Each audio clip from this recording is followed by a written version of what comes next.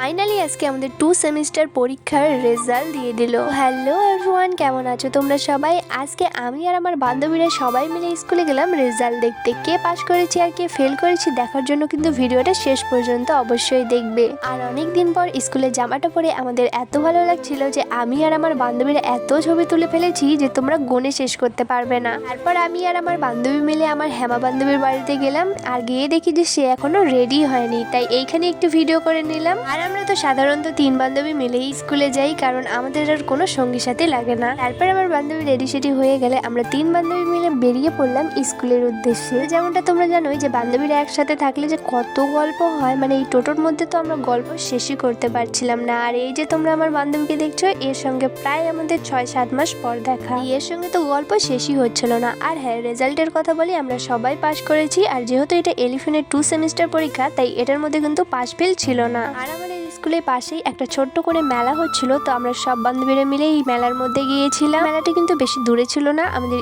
School থেকে 5 মিনিটের রাস্তা। আর এই মেলাটার নাম কিন্তু আমার মনে নেই, বা এই ঠাকুরটারও নাম আমার ঠিক জানা নেই। যেহেতু এটা ছোট্ট মেলা, তাই আমি কারোর কাছ থেকে তেমন শুনিও নেই আর আমার জানাও নেই ঠিক। তবে মেলাটা ছোট হলেও এর মধ্যে কিন্তু দোকান প্রচুর পরিমাণে ছিল, মানে ভাবতে পারছো এটুকু ছোট্ট মেলার মধ্যে একটা নাকরদোলা পর্যন্ত ছিল। আর আমরা মেলাতে কিন্তু বেশি কিছু খাইনি, বাস আমার বান্ধবী ভোগ দিয়েছিল, সেইখান থেকে একটা করে প্রসাদ নিয়ে নিলাম। তারপরে সব বান্ধবীরা মিলে আমরা ফুচকা খেয়েছিলাম, আর ফুচকাটা খেতে কিন্তু খুবই ভালো ছিল। আর হ্যাঁ, তোমাদের তো একটা কথা বলাই হয়নি, আমরা কিন্তু স্কুল থেকে আসার সময় না গলির রাস্তা দিয়ে পুরো রাস্তাটা হেঁটে এসেছি। মানে গলির রাস্তা অল্প একটু রাস্তা, তাই আমরা ভাবলাম যে হেঁটেই যাই। এত গল্প এত মজা করে এসেছি যে আমাদের তো কোনো রকম কিছু মানে মনেই হয়নি। তোমাদের তো প্রথমেই বললাম যে এর সঙ্গে তো প্রায় অনেক দিন পর দেখা, তাই আমরা যে কত গল্প করেছি, মানে এই এতদিনে যে আমাদের দেখা হয়নি সব কিছুর গল্প করেছিলাম আমরা। গল্প তো আমাদের শেষই হচ্ছিল না, মানে রাস্তা শেষ হয়ে যাচ্ছে কিন্তু গল্প শেষ হচ্ছে না। তারপর ফাইনালি আমরা বাড়িতে এসেছি, আর বাড়িতে এসে দেখি যে আমার মা দরজা লাগিয়ে কোথায় যেন চলে গেছে। আর আমার বান্ধবীর সাইকেল কিন্তু আমাদের বাড়ি ছিল, তাই আমি আর আমার বান্ধবী মিলে অপেক্ষা করছি আমার মায়ের জন্য।